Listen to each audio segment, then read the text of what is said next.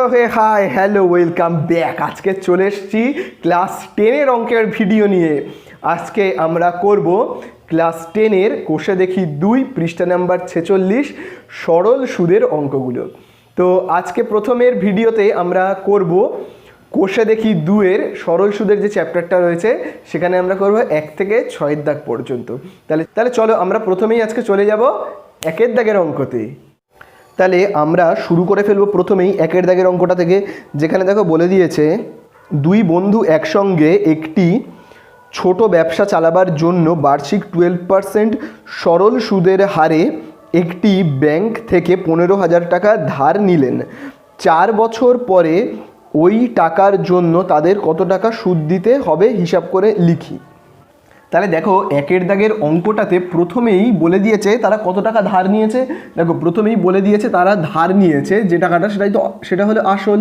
তাহলে আসলকে আমরা কি বলে থাকি? প্রিন্সিপাল, মানে আমরা পি দিয়ে চিহ্নিত করব। সেই আসল টাকাটা কত বলে দিয়েছে সেটা দেখো ধার নিয়েছে 15,000 টাকা। সে 15,000 টাকা ধার নিয়েছে, তাই না? তারপরে দেখো কি বলে দিয়েছে? সুদের হার। তাহলে সুদের হারকে আমরা কি দিয়ে চিহ্নিত করব বলো তো? সুদের হারকে বলা হয় কি? Rate of interest. সেটা কত পার্সেন্ট বলে দিয়েছে? দেখো সুদের হারটা বলে দিয়েছে 12%। তাহলে দেখো 15,000 টাকা ধার নিয়েছে এবং কত পার্সেন্ট হারে তাকে সুদ দিতে হবে? 12% হারে তাকে কি করতে হবে? সুদ দিতে হবে। এরপরে দেখো যেটা বলে দিয়েছে সেটা কি বলে দিয়েছে? সময়। তাহলে সময়কে আমরা কি দিয়ে চিহ্নিত করি? টি, মানে টাইম। সেটা কত বছরের জন্য নিয়েছে? দেখো 4 বছরের জন্য নিয়েছে। তোমরা একটা জিনিস মনে রাখবে, সময়কে না সবসময় বছরের এককেই প্রকাশ করতে হবে, ঠিক আছে? এইবারে আমরা বের করব কি? সুদটা। তাহলে সুদকে আমরা ইংলিশে কি বলি? ইন্টারেস্ট, তার আই বলে লিখলাম। তাহলে সেটা আমাদেরকে বের করতে হবে। তাহলে সরল সুদ নির্ণয়ের সূত্রটা কি বলো তো? তাহলে দেখো সরল সুদ নির্ণয়ের সূত্র হলো আই সমান সমান PTR বাই কি বলো তো? 100, ঠিক আছে? তাহলে দেখো আমরা সূত্রে বসাবো, দেখো আই এর জায়গায় আই বসাবো, তার কারণ আমরা আই এর মান জানি না। এরপরে দেখো এখানে কি রয়েছে? পি মানে কি? আসল, মানে সে ধার নিয়েছিল কত টাকা? 15,000 টাকা। তাহলে আমরা এখানে কত লিখবো বলো তো? লিখবো 15,000। এরপরে দেখো এখানে কি রয়েছে? টি রয়েছে। তাহলে টিতে আমরা কি লিখবো? দেখো সময়টা কত বলে দিয়েছে? বলে দিয়েছে 4।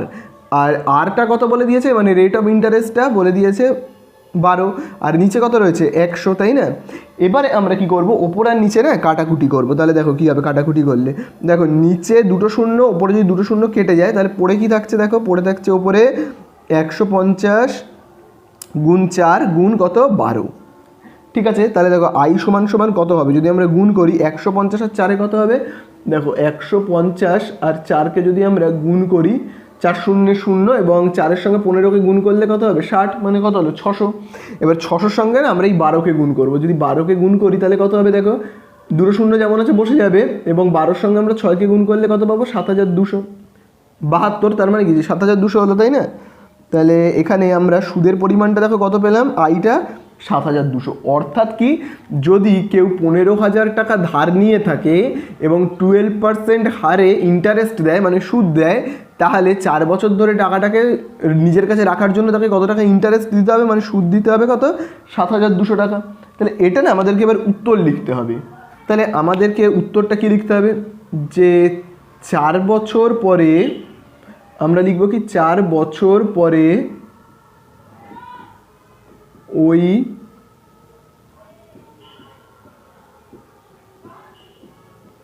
কি 4 বছর পরে ওই টাকার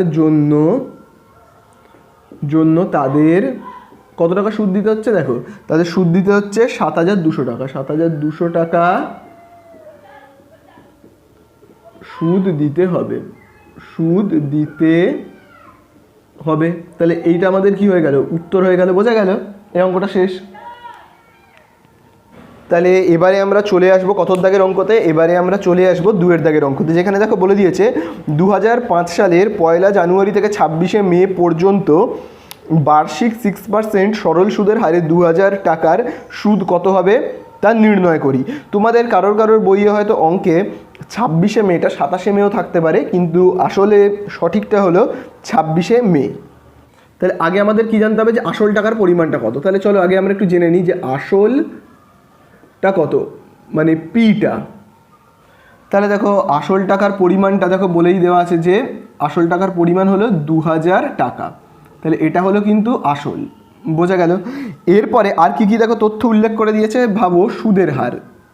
তাহলে আমরা দেখো এখানে লিখতে পারি কি সুদের হার, তাহলে সুদের হারটাকে আমরা কি বলি, রেট অফ ইন্টারেস্ট বা আর, সেটা দেখো কত পার্সেন্ট বলে দিয়েছে, দেখো বলে দিয়েছে 6%। ঠিক আছে, এরপরে দেখো কি বলে দেওয়া আছে, এরপরে যেটা বলে দেওয়া আছে সেটা হলো কি সময়। তাহলে সময়টা আমরা একটু পরেই হিসাব করব, সময়কে আমরা কি দিয়ে চিহ্নিত করি বলো তো, টি দিয়ে চিহ্নিত করি। ঠিক আছে, আর আমাদেরকে কি বলে দিয়েছে দেখো, আর আমাদেরকে জানতে চেয়েছে যেটা, সেটা হলো সুদের পরিমাণটা, মানে সুদ, যাকে আমরা আই বা ইন্টারেস্ট বলে থাকি। ঠিক আছে, তাহলে এটা আমাদের কাছে জানতে চেয়েছে। এইবারে দেখো তোমরা টাকাটা কত রয়েছে, দেখো 2000 টাকা। যদি 2000 টাকা ধার নিয়ে থাকে এবং ধারটা দেখো কবে নিয়েছে, ধারটা নিয়েছে ভালো করে দেখবে তোমরা 2005 সালের, দেখো ভালো করে 2005 সালের 1 জানুয়ারি, মানে কি 1 জানুয়ারি তে টাকাটা ধার নিয়েছে, টাকাটা ধার নিয়েছে জানুয়ারি, এবং টাকাটাকে শোধ দিয়ে দিচ্ছে কবে, শোধ দিয়ে দিচ্ছে 26শে মে, এই তারিখে শোধ দিয়ে দিচ্ছে। তাহলে আমাদেরকে আগে হিসাব করতে হবে যে 1 জানুয়ারি থেকে 26শে মে পর্যন্ত কতদিন সে টাকাটা নিজের কাছে রাখলো, সেটা আমাকে আগে হিসাব করতে হবে। তাহলে দেখো আমরা এখানে এরকমভাবে লিখে করতে পারি যে 1 জানুয়ারি থেকে 1 জানুয়ারি থেকে কি 26শে মে, 26শে মে পর্যন্ত কত দিন হচ্ছে দেখো। তাহলে দেখো আমরা জানুয়ারি থেকে মে মাস পর্যন্ত হিসাব করব। তাহলে দেখো জানুয়ারি মাসে সে পুরোটা নিজের কাছে রাখছে টাকাটা, অর্থাৎ জানুয়ারি মাসে কত 31 দিন যোগ, তারপর ফেব্রুয়ারি মাসে কত দিন হবে, দেখো যেহেতু এই সালটা 2005 মানে কি লিপিয়ার নয়। ঠিক আছে, তো তোমরা এই জায়গাটা এরকমভাবে একটু লিখে রাখবে যে 2005 সাল মানে কি লিপিয়ার নয় কিন্তু, হ্যাঁ। তাহলে এখানে একটু লিখে রাখতে হবে যে 2005 সাল কি লিপিয়ার নয়, লিপিয়ার নয়। তাহলে দেখো 2005 সাল লিপিয়ার নয় মানে কি, অর্থাৎ 2005 সালে ফেব্রুয়ারি মাসে কিন্তু 28 দিন, যদি লিপিয়ার হতো তাহলে ফেব্রুয়ারি মাসে 29 দিন হতো। এবার লিপিয়ার মানে কি তোমরা জেনে থাকবে, লিপিয়ার মানে ভাবো যদি 2004 হতো, এই সালটাকে যদি আমরা 4 দিয়ে ভাগ করে মিলিয়ে দিতে পারি তাহলে বলবো কি সেটা লিপিয়ার। কিন্তু যদি এখানে 2005 রয়েছে, একে যদি আমরা 4 দিয়ে ভাগ করি তাহলে কিন্তু সালটা মিলবে না, তাই জন্য এটা কিন্তু লিপিয়ার নয়, বোঝা গেল। তাহলে যদি লিপিয়ার না হয়ে থাকে তাহলে ফেব্রুয়ারি মাসটা কত দিনে হবে, 28 দিনে। তাহলে দেখো জানুয়ারি থেকে মে মাস পর্যন্ত কত দিন হচ্ছে দেখো, তাহলে জানুয়ারি মাসে 31 দিন, ফেব্রুয়ারি মাসে 28 দিন, আবার দেখবে মার্চ মাসে কত দিন, 31 দিন, তারপরে এপ্রিল মাসে কত দিন হচ্ছে 30 দিন, এরপরে মে মাসের কত তারিখে দেখো টাকাটা শোধ দিয়ে দিয়েছে, 26 তারিখে টাকাটা শোধ করে দেওয়া হয়েছে, তাহলে 26 দিন পর্যন্ত।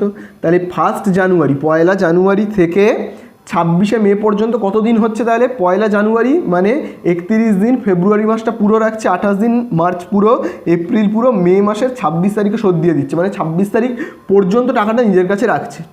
তাহলে এইগুলোকে যদি আমরা যোগ করি তাহলে কত পাবো, 146 দিন। তাহলে এই 146 দিন কি নিজের কাছে রাখছে, তাহলে 146 আমরা এখানে লিখব।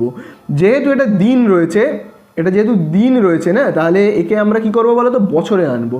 সময়কে সবসময় কি করতে হবে বলো তো, বছরে নিয়ে আসতে হবে। তাহলে বছরে আনতে গেলে কি করতে হবে, 365 দিয়ে ভাগ করতে হবে, বোঝা গেল। তাহলে চলো এবারে আমরা সূত্রটা লিখি, আই সমান কি পিটিআর বাই 100, এরকমভাবে আমরা লিখবো। তাহলে চলো আমরা এদের মানগুলোকে বসাতে লাগি। দেখো আই যেমন আছে আমরা বসাবো, আয়ের মান তো আমরা জানি না, ওটা বের করতে হবে। দেখো এখানে রয়েছে পি, তাহলে পি এর মানটা কত, আসলটা বলে দেওয়া আছে 2000 টাকা, ঠিক আছে। এরপরে দেখো এখানে কি রয়েছে, টি মানে সময়, তাহলে দেখো সময়টা কত রয়েছে, 146 বাই কত 365, বুঝতে পারলে, ইনটু এবারে দেখো রয়েছে আর এর মান দেখো কত লিখবো আমরা, দেখো আর মানে কত 6, তারপরে নিচে কত থাকবে 100, তাই না।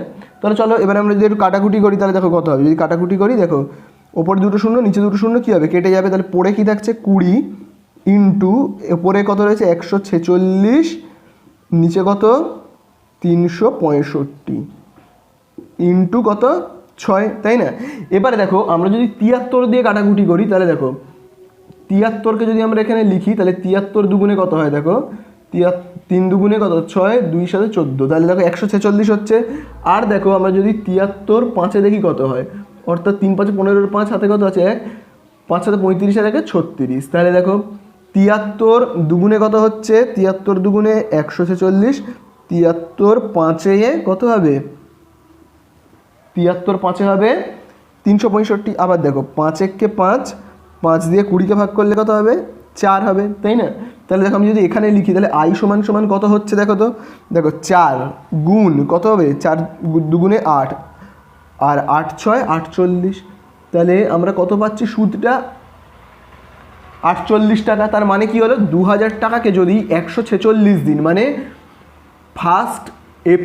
ফার্স্ট জানুয়ারি থেকে 26শে মে পর্যন্ত নিজেদের কাছে রাখা হয়, তাহলে তাকে সুদ দিতে হচ্ছে কত টাকা, 48 টাকা, তাই না? তাহলে চলো আমরা যদি এবার উত্তরটাকে লিখি, তাহলে আমরা এখানে কি লিখব, উত্তরে লিখব যে 2000 টাকার সুদ হবে, 2000 টাকার সুদ কত টাকা হবে, তাহলে 2000 টাকার সুদ হবে, সুদ 48 টাকা। 2000 টাকার সুদ কি হবে, 48 টাকা হবে, তাই না? তাহলে এই হয়ে গেল অঙ্কটা শেষ।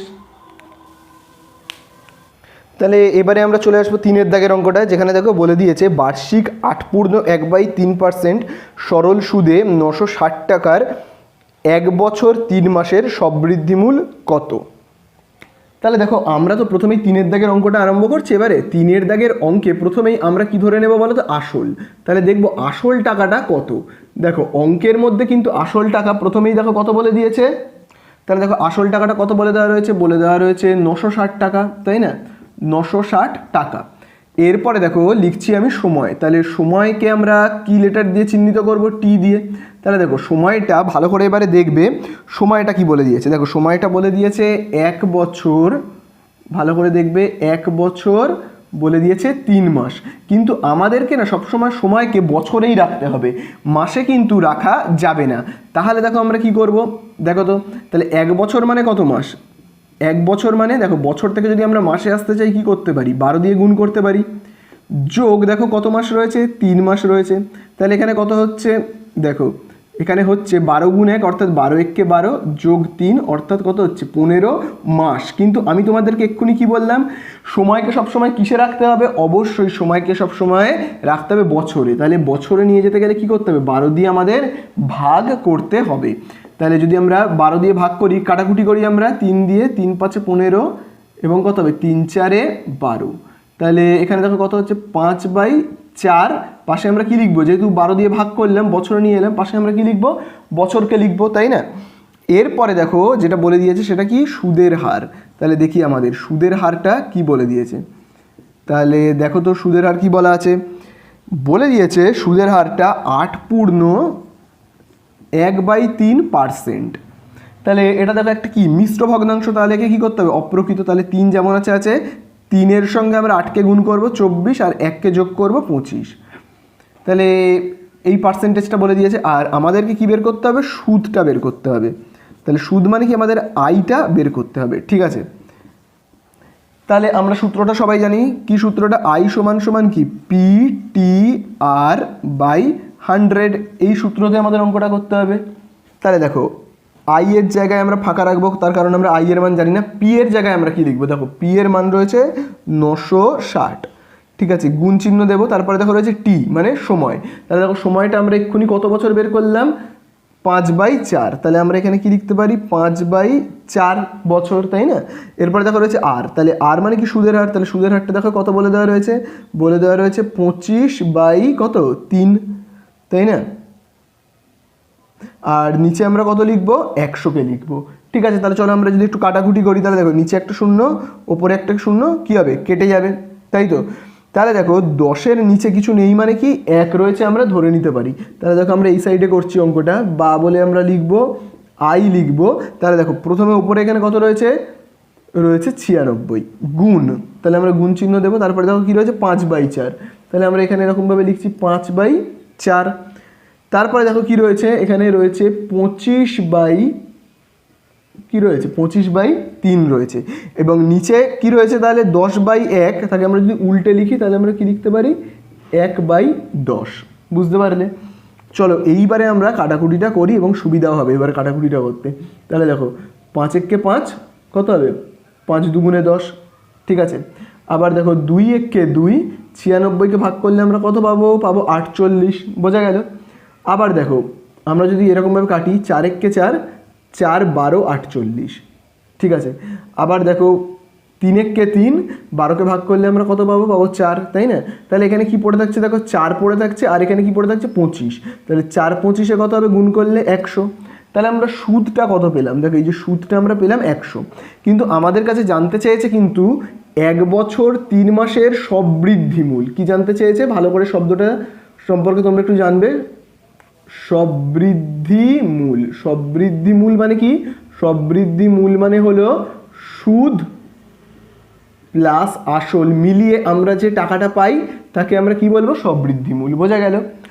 তাহলে দেখো আমরা আসলটা কত পেয়েছি, দেখো আসলটা হলো 960, তাই তো। আর আমরা সুদটা কত জানি, পেলাম 100 টাকা। তাহলে সববৃদ্ধি মূল মানে কি, সুদ আসল মিলিয়ে যে টাকাটা আমরা পেয়েছি তাকে বলা হয় কি, তাকে বলা হয় সববৃদ্ধি মূল। তাহলে আমরা এখানে উত্তর লিখব 1 বছর 3 মাসের, 1 বছর 3 মাসের সববৃদ্ধি মূল, সববৃদ্ধি মূল, সববৃদ্ধি মূল কত হবে, তাহলে 1 বছর 3 মাসের সববৃদ্ধি মূল হবে। তাহলে দেখো আসলটা কত, আসলটা হলো 960, তার সাথে আমরা যোগ করব সুদটা কত, এই দেখো সুদটা হলো 100। যদি আমরা যোগ করি তাহলে আমরা যেটা পেয়ে যাবো সেটাই কি, সববৃদ্ধি মূল। তাহলে আমরা এখানে পাবো 0 বসে যাবে এবং 6 বসে যাবে এবং এখানে হবে কত, 10, মানে 1060 টাকা। এটাই হলো কি সববৃদ্ধি মূল, বোঝা গেল। এরপরে আমরা চলে আসবো 4 দাগের অঙ্কতে, যেখানে দেখো বলে দিয়েছে উৎপলবাবু তার জমি চাষের জন্য সমবায় ব্যাংক থেকে বার্ষিক 6% সরল সুদের হারে 3200 টাকা 2 বছরের জন্য ধার করলেন। 2 বছর পরে সুদে আসলে তাকে কত টাকা শোধ করতে হবে হিসাব করে লিখি। তাহলে দেখো অঙ্কে আসলের পরিমাণটা কত, মানে ধার করেছে কত, এটা তো আসল টাকাটা মানে পি। তাহলে দেখো সেখানেই দেখো বলে দেওয়া আছে যে সে ধার করেছে 3200 টাকা। তাহলে এটা হলো কি আমাদের আসল টাকার পরিমাণ, তাই তো, এটা হলো আসল টাকা। তারপরে দেখো অঙ্কের মধ্যে কি বলে দিয়েছে, সময়। তাহলে দেখো সময়টা কি বলেছে, দেখো সময়টা আমাদেরকে বলে দিয়েছে কত বছরের জন্য সেই টাকাটাকে দেখো ধার করেছে, বলে দিয়েছে 2 বছর। সময়কে কিন্তু সবসময় বছরে এনে অঙ্কগুলো করতে হবে, ঠিক আছে। তারপরে আমরা কি লিখবো, সুদের হার। তাহলে দেখি সুদের হার, সুদের হার মানে আর, মানে রেট অফ ইন্টারেস্ট আমরা যাকে বলি, সেটা দেখো কত পার্সেন্ট বলে দিয়েছে, বলে দিয়েছে 6%, তাই তো। এরপরে আমাদের কাছে কি জানতে চেয়েছে, তাহলে সুদের পরিমাণটা। তাহলে সুদকে আমরা আই দিয়ে চিহ্নিত করব, এইটা কিন্তু আমরা জানি না, ঠিক আছে। তাহলে আমরা যে সূত্রটা জানি, আই সমান সমান কি, PTR/100, এই সূত্রে আমাদের কি করতে হবে, অঙ্কটা করতে হবে, তাই না। তাহলে দেখো আই যেমন আছে আমরা দেখে দেখে টুকবো। এরপর দেখো পিটা দেখো কত রয়েছে, মানে আসলটা 3200 টাকা ধার নিয়েছে। টি মানে সময়, কত বছরের জন্য দেখো ধার নিয়েছে, 2 বছরের জন্য। এবং কত পার্সেন্ট সুদের হার দিতে হচ্ছে, সুদের হারটা কত বলে দিয়েছে 6%। নিচে আমরা 100 যেমন আছে লিখবো, কাটাকুটি করবো, দেখো ওপরে 2 শূন্য নিচে 2 শূন্য আমরা কেটে দেবো। তাহলে আই সমান সমান দেখো কত পড়ে থাকছে, দেখো 32 গুণ 2 মানে কত, 64, এবং তার সাথে আমরা 6কে যদি গুণ করি তাহলে দেখো কত হবে, 6 4 24, 4 হাতে কত আছে 2, 6 4 36, 2 38, অর্থাৎ আমরা কত পাচ্ছি 384 টাকা। এটা কি হলো, এটা হলো আমরা কি বের করলাম, সুদটা, তাই তো। কিন্তু আমাদের কাছে এখানে কি জানতে চেয়েছে, যে সুদে আসলে সে কত টাকা পাবে, মানে ধার নিয়েছিল কত 3200 টাকা, সুদ দিচ্ছে কত 384 টাকা, তাহলে সুদে আসলে সে কত টাকা ফেরত দিচ্ছে। তাহলে তাহলে আমরা এরকমভাবে লিখবো 2 বছর পরে, 2 বছর পরে কি লিখবো আমরা, 2 বছর পরে সুদে আসলে, তাহলে দেখো আসলটা তো শোধ দিতে হবেই 3200 টাকা, তাছাড়া তাকে কত সুদ দিতে হচ্ছে 384 টাকা। তাহলে যোগ করলে কত হচ্ছে আমরা চলো দেখি, 4 বসে যাবে, 8ও বসে যাবে, 3 আর 2 কত হবে 5, তাহলে এত টাকা 3584 টাকা 2 বছর পরে সুদে আসলে এত টাকা শোধ করতে হবে, শোধ করতে হবে। বোঝা গেল? এই হয়ে গেল অঙ্কটা শেষ। তাহলে এবারে আমরা চলে আসবো 5 দাগের অঙ্কতে, যেখানে দেখো বলে দিয়েছে বার্ষিক 5.25% সরল সুদের হারে শোভাদেবী একটি ব্যাংকে কিছু টাকা জমা রাখেন। 2 বছর পর তিনি সুদ হিসাবে 840 টাকা পেলেন। তিনি কত টাকা জমা রেখেছিলেন? তাহলে দেখো 5 দাগের অঙ্কতে আসলটা কত হবে, আসলটা কিন্তু আমাদেরকে 5 দাগের অঙ্কে বলে দেওয়া হয়নি। তিনি কত টাকা জমা রেখেছিলেন সেটা কিন্তু আমরা জানি না, শুধু আমরা এইটুকুনি জানি যে তিনি সুদ হিসেবে কত টাকা পেয়েছিলেন। দেখো অঙ্কের মধ্যে 5 দাগের অঙ্কতে বলে দেওয়াই আছে তিনি সুদ হিসেবে কিন্তু 840 টাকা পেলেন। ঠিক আছে, এরপরে দেখো আমরা কি লিখবো, যে সুদের হার, এটাকে আমরা লিখি সুদের হার। তাহলে সুদের হারটা দেখো কি বলে দিয়েছে, মানে রেট অফ ইন্টারেস্টটা। তাহলে দেখো সুদের হারটা অঙ্কের মধ্যে বলে দিয়েছে 5.25%, তাই তো। আর সময়টা দেখি কি বলেছে অঙ্কের মধ্যে, সময়কে তো আমরা টি দিয়ে চিহ্নিত করব। তাহলে দেখি সময়টা কি বলে দিয়েছে, দেখো এখানে সে বলে দিয়েছে সময়টা 2 বছর। তাহলে 2 বছরের জন্য কি টাকা ধার নিয়েছে, কিন্তু কত টাকা ধার নিয়েছে সেটা আমরা জানি না। তাহলে আমাদেরকে পি এর পরিমাণটা বের করতে হবে। আগে আমরা সূত্রটা লিখি, পি সমান আই সমান সমান কি পিটিআর বাই 100, এটাকে আমরা লিখব। তারপরে আই এর জায়গায় আমরা কত লিখবো, দেখো আই এর মান কত দেওয়া রয়েছে 840। তারপরে দেখো আমরা কি লিখবো, পি এর মান আমরা জানি না, পি যেমন আছে আমরা লিখবো। তারপরে দেখো কি লেখা রয়েছে টি, টিটা আমরা কত জানি, দেখো 2 বছর, এবং আরটা কত বলে দেওয়া রয়েছে, দেখো আরটা এখানে বলে দেওয়া রয়েছে 5.25। তাহলে আমরা এখানে কি লিখবো 5.25, বোঝা গেল। আর নিচে আমরা কত লিখবো 100 লিখবো, বোঝা গেল। তাহলে চলো এবারে আমরা দশমিকটাকে তুলে দিই। যদি আমরা দশমিকটাকে তুলে দিই তাহলে আমরা কি লিখবো, 1 দশমিকের পরে দুটো সংখ্যা বলে দুটো শূন্যকে আমরা বসাবো, তাই না। এবারে আমরা কাটাকুটি করি। তাহলে চলো আমরা যদি 25 দিয়ে কাটি তাহলে দেখো তো কত হবে, 25 দিয়ে যদি আমরা এটাকে কেটে দিই, 25 দিয়ে কাটলে দেখো এখানে হবে 25 4 100, আর এইটাকে 25 দিয়ে ভাগ করলে কত হবে, দেখো তো 25 দিয়ে যদি আমরা ভাগ করি তাহলে কত হবে, 25 দুগুণে 50, বিয়োগ করলে হবে 2 আবার 5, 25 এককে কত 25। ঠিক আছে, তাহলে দেখো এখানে কত হচ্ছে, এখানে হচ্ছে 21। ঠিক আছে, তাহলে আমরা ঠিক কত পাচ্ছি, দেখো এখানে 840 যেমন আছে আমরা লিখব। তারপরে দেখো এখানে কত রয়েছে, দেখো 4 গুণ 100, অর্থাৎ আমরা কি বলতে পারি, 4 গুণ 100কে আমরা কত বলতে পারি, যে 400, তাই না। আর এখানে কি পড়ে থাকছে, দেখো পড়ে থাকছে 2 আর 21 মানে কত 42 পি, আর 42 আর পি এর মাঝখানে কোনো চিহ্ন নেই মানে কি গুণ চিহ্ন। তাহলে আমরা এই সাইডে অঙ্কটাকে করি। ঠিক আছে, তাহলে দেখো এখানে কত রয়েছে 840 যেমন আছে থাক। দেখো আমরা যদি এই যে 42/400 এই ভগ্নাংশটাকে সমান চিহ্নের এই দিকে নিয়ে আসি, মানে বাম দিকে করে দিই, তাহলে কী হবে, উল্টে যাবে। তাহলে উল্টে গেলে কেমন হবে, দেখো 400টা চলে যাবে ওপরে, আর এই যে 42টা চলে আসবে কোথায়, নিচে, তাই না। আর এই দিকেও কী পড়ে থাকবে, পিটা পড়ে থাকবে। তাহলে দেখি কাটাকুটি করলে কি হয়, দেখো 42 একে 42, 42 দুগুণে 84, শূন্যটাকে কেটে দিলে এরকম হয়ে যাবে। তাহলে দেখো 20 গুণ 400 অর্থাৎ কত 8000। তাহলে পি এর মান আমরা কত পেলাম, পি সমান সমান হলো 8000, বোঝা গেল। তাহলে জানতে চেয়েছে কি তিনি কত টাকা জমা রেখেছিলেন। তাহলে আমরা এখানে উত্তরে লিখব যে তিনি কত টাকা জমা রেখেছিলেন, তিনি 8000 টাকা জমা রেখেছিলেন।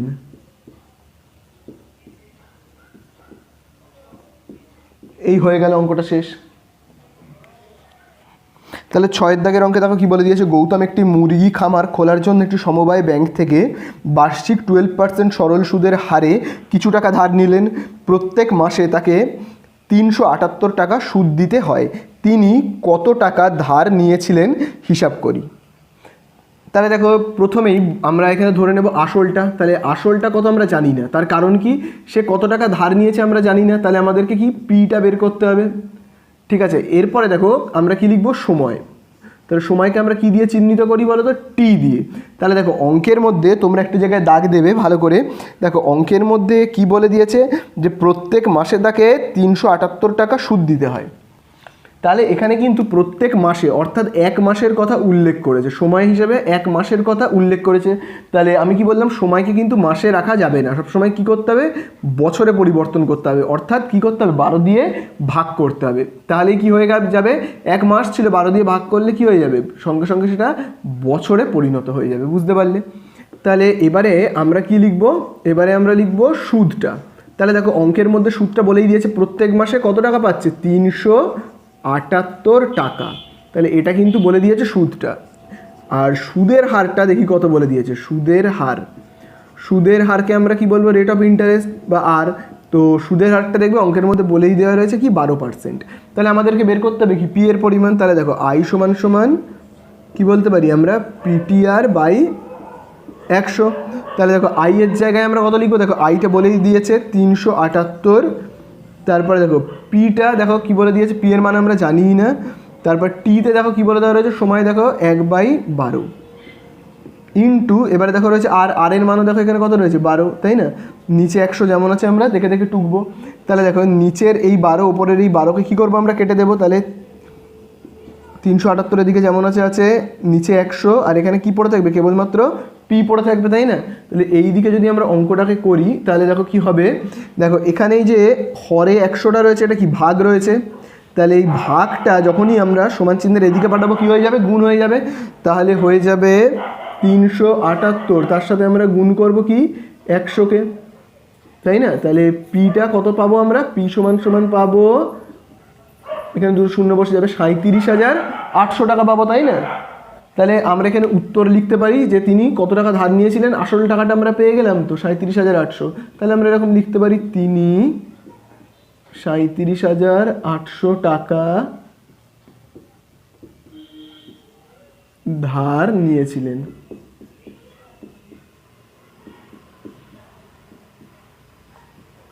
হয়েছে, এই টাকাটা কি তিনি ধার নিয়েছিলেন, এই হয়ে গেল অঙ্কগুলো শেষ।